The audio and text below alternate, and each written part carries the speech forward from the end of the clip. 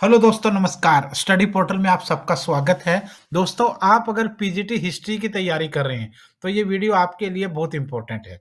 चाहे DSSB PGT history हो, KVS PGT history हो, एनवीएस का पीजीटी हिस्ट्री हो या यूपी के अंदर हरियाणा, पंजाब या फिर अलग-अलग राज्यों के अंदर जो पीजीटी हिस्ट्री लेक्चरर के लिए या फिर स्क्रीनिंग का एग्जाम हो, आपके लिए इस वीडियो में काफ़ी कुछ इंपॉर्टेंट है और इस वीडियो के बाद ये टॉपिक तो आपको कहीं भी और नहीं पढ़ना पड़ेगा।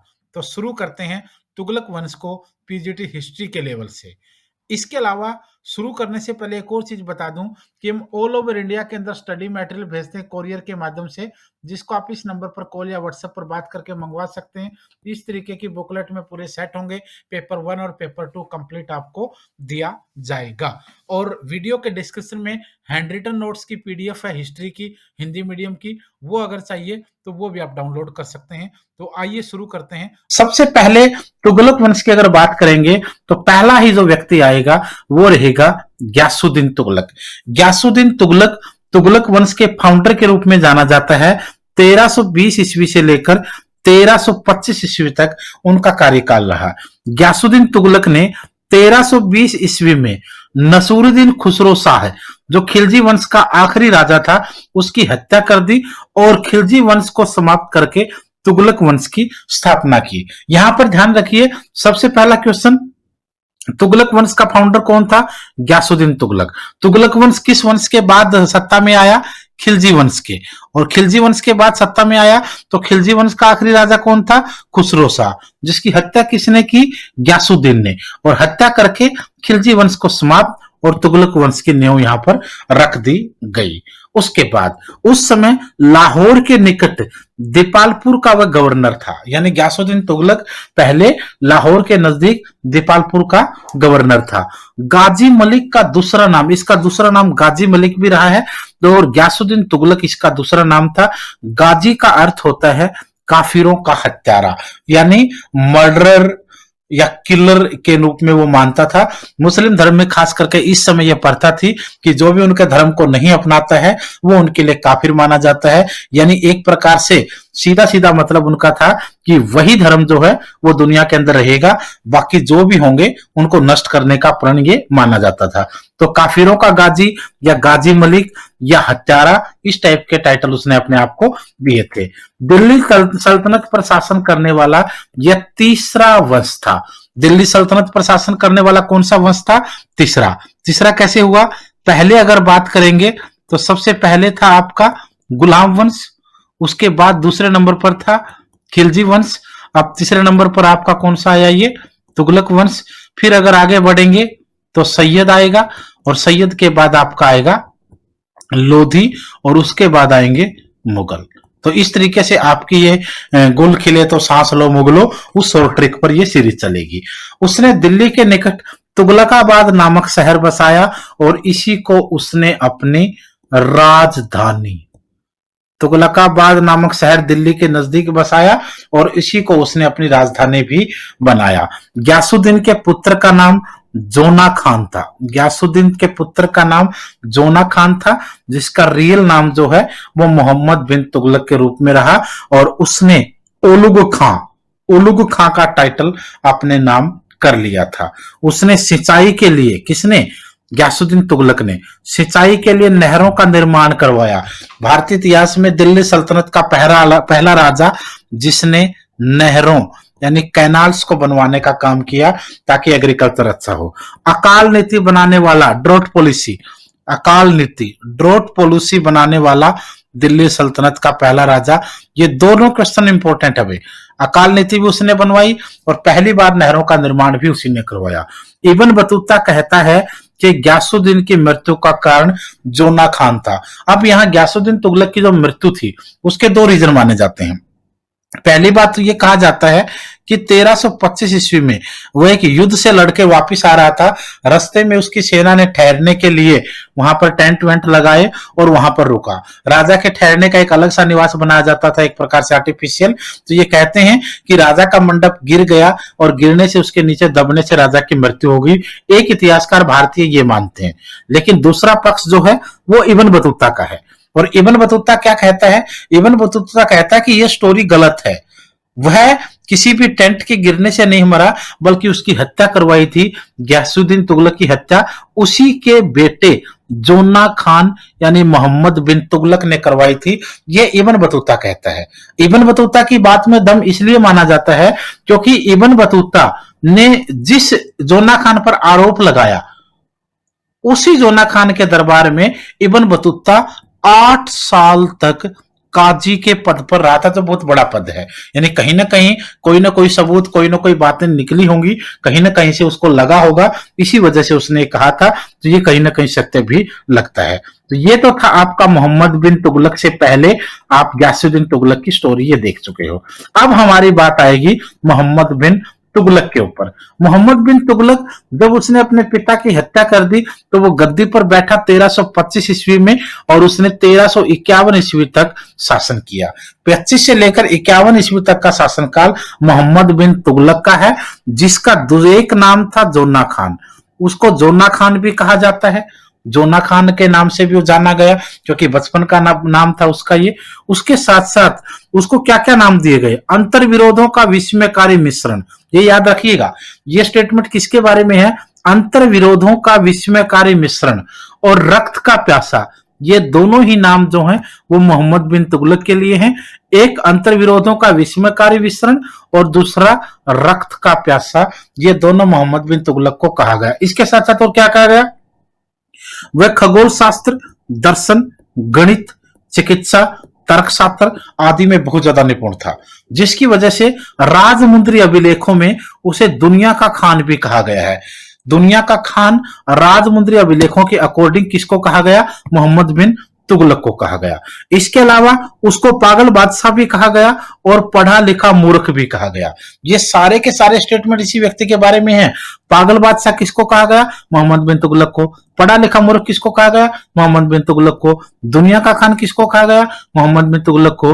रक्त का प्यासा और अंतर विरोधों का विस्मयकारी मिश्रण, ये भी मोहम्मद बिन तुगलक को कहा गया। उसके साथ साथ इब्न बतूता उसके दरबार में 8 साल तक काजी के पद पर रहा था, जो काफी फेमस पद माना जाता है। मोहम्मद बिन तुगलक को बुद्धिमान मूर्ख राजा क्यों कहा गया है। जब हम पढ़ा लिखा मूर्ख बोलते हैं या अनपढ़ राजा बोलते हैं या मूर्ख राजा बोलते हैं, तो इसके पीछे कुछ स्टोरीज माने जाते हैं और बेसिकली ये उसके किए गए काम है। बोलते हैं ना, स्मार्टनेस होना अच्छी बात है, बट ओवर स्मार्टनेस बहुत खतरनाक है। यानी आप लोग स्मार्ट हो या बुद्धिजीवी हो, बट अति बहुत ज्यादा जो है वो काफी नुकसान कर जाता है। मोहम्मद बिन तुगलक को उसकी कुछ योजनाओं की वजह से बुद्धिमान मूर्ख राजा कहा गया है या पढ़ा लिखा मूर्ख कहा गया है। सबसे पहला उसका जो काम था जिसकी वजह से उसको पागल कहा गया, राजधानी परिवर्तन था। राजधानी परिवर्तन, इस समय जो राजधानी थी वो दिल्ली थी। इस समय जो राजधानी थी वो दिल्ली थी, लेकिन उसने क्या किया, उसने राजधानी को बदल करके एक नया नगर बसाया जिसको देवगिरी कहा गया, बाद में दौलताबाद नाम रखा गया।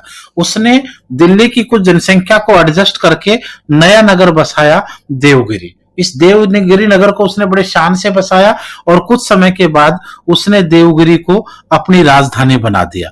जो राजधानी था वो कहां से, दिल्ली से शिफ्ट होकर के कहां चला गया, देवगिरी में चला गया। अब यहां राजधानी तो दूसरे राजा भी बदलते थे, ये कुछ कई सारे रीजन माने जाते हैं। कुछ लोग ये बोलते हैं कि दिल्ली की जनता जो है, दिल्ली के लोग बहुत उसको मतलब घृणात्मक पत्र लिखते थे जिसकी वजह से राजधानी बदली। कुछ लोग कहते हैं कि बाहर के आक्रमणों से घबराकर उसने राजधानी बदली। जो भी हुआ, लेकिन उसने क्या किया, सिर्फ राजधानी नहीं बदला, वह अपने दिल्ली की जो उसकी खास करके प्रशंसक लोग थे बहुत बड़े क्षेत्र में, राजा और मंत्रिमंडल नहीं बल्कि बहुत सारे अपने प्रशंसकों को भी, यानी बहुत बड़ी जनसंख्या को वो लेकर के देवगिरी साथ में चला गया, जिसके ऊपर बहुत ज्यादा खर्च हुआ। उसके बाद क्या हुआ, उसके बाद 2 साल के बाद उसने अपनी राजधानी दोबारा दिल्ली करने का फैसला किया और फिर वो पूरे तामझाम के साथ दोबारा फिर वो दिल्ली आया, जिसकी वजह से ये उसका फैसला जो है वो काफी गलत साबित हुआ, जिसकी वजह से उसको पढ़ा लिखा मूर्ख या मूर्ख राजा कहा गया है। नंबर 1। अब बात करें नंबर 2 की। दूसरा काम है सांकेतिक मुद्रा का चलन। सांकेतिक मुद्रा को शुरू करने वाला व्यक्ति माना जाता है उसको, उसने सांकेतिक मुद्रा का चलन किया। चांदी के सिक्के की जगह कांसे के सिक्के का चलन उसने किया।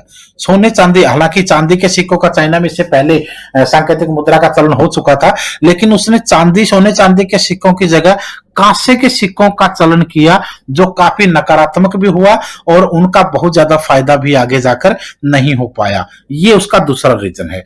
तीसरा है दोआब के क्षेत्र में अकाल के समय अकाल को गलत समय पर बढ़ाना, या फिर अकाल के समय कर, यहां पर टैक्स की बात हो रही है, यानी उसने दोआब के क्षेत्र में अकाल जब पड़ा हुआ था, सूखा पड़ा हुआ था, ऐसे समय टैक्स बढ़ाया। जहां तक दोआब की बात है, आप लोग इस क्षेत्र को बोलते हैं गंगा और यमुना।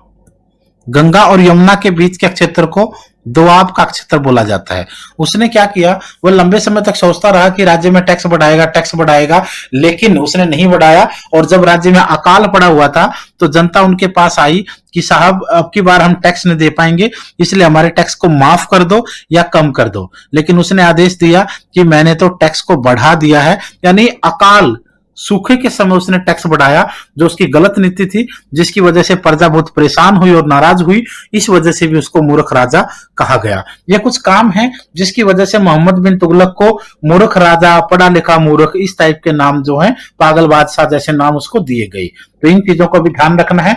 मोहम्मद बिन तुगलक के कामों की अगर बात करें तो उसके कुछ काम अच्छे भी रहे हैं। उसने कृषि विभाग की स्थापना की, जिसको दीवान ए अमीर को ही कहा गया। उसने एग्रीकल्चर डिपार्टमेंट की स्थापना की। भारतीय इतिहास में एग्रीकल्चर डिपार्टमेंट यानी कृषि विभाग की स्थापना करने वाला पहला व्यक्ति माना जाता है, और इस कृषि विभाग को दीवान ए अमीर कोही का नाम भी दिया गया। उसने तुगलकाबाद के नजदीक आदिलाबाद का किला और जहांपना शहर बसाया था। ये दोनों चीज याद रखेंगे। तुगलकाबाद के नजदीक आदिलाबाद का किला किसने बसाया? मोहम्मद बिन तुगलक ने। जहांपना नगर की स्थापना किसने की? मोहम्मद बिन तुगलक ने। उसके बाद बात आएगी फिरोज शाह तुगलक की। फिरोज शाह तुगलक जो उसका चचेरा भाई था, 1351 ईस्वी से लेकर 1388 ईस्वी तक उसका राज रहा। फिरोज शाह तुगलक ने 1351 से 1388 ईस्वी तक उसने राज किया। फिरोज शाह तुगलक मोहम्मद बिन तुगलक का चचेरा भाई था और उसकी मृत्यु के बाद वह गद्दी पर बैठा।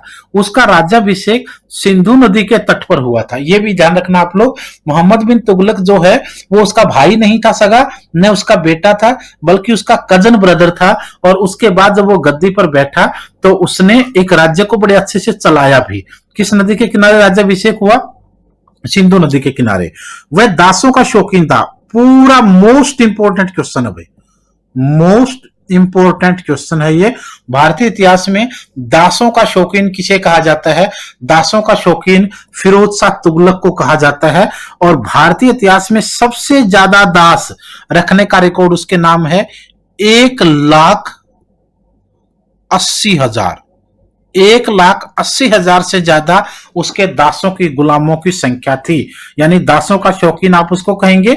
उसने दासों के लिए एक विभाग बनाया जिसको दीवान ए बंदगान कहा गया।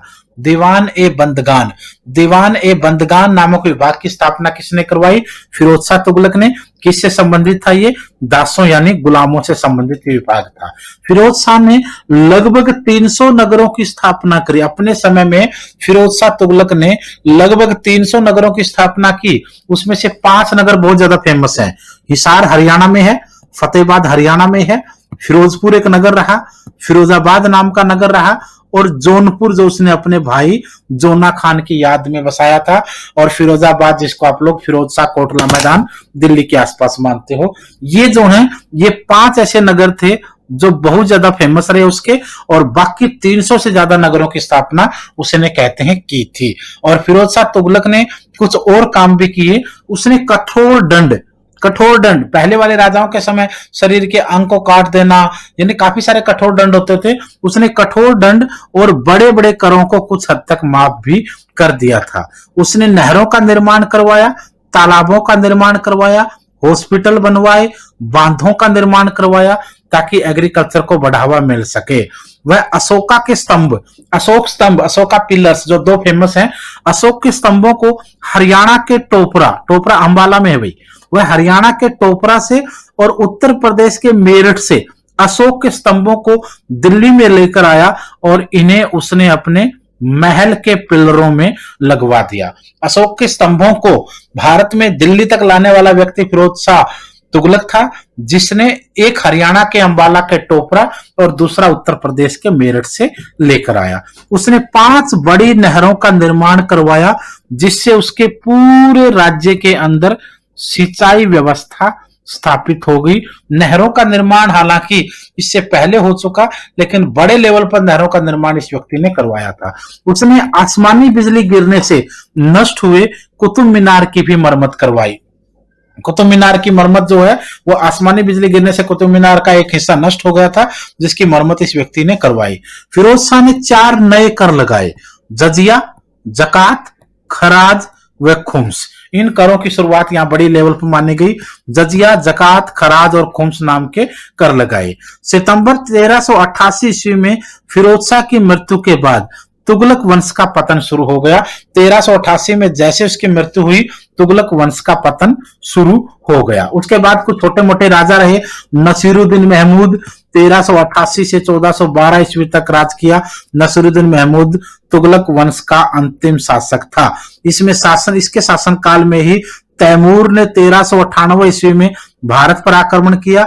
इस आक्रमण के बाद भारत में सैयद वंश की स्थापना हुई।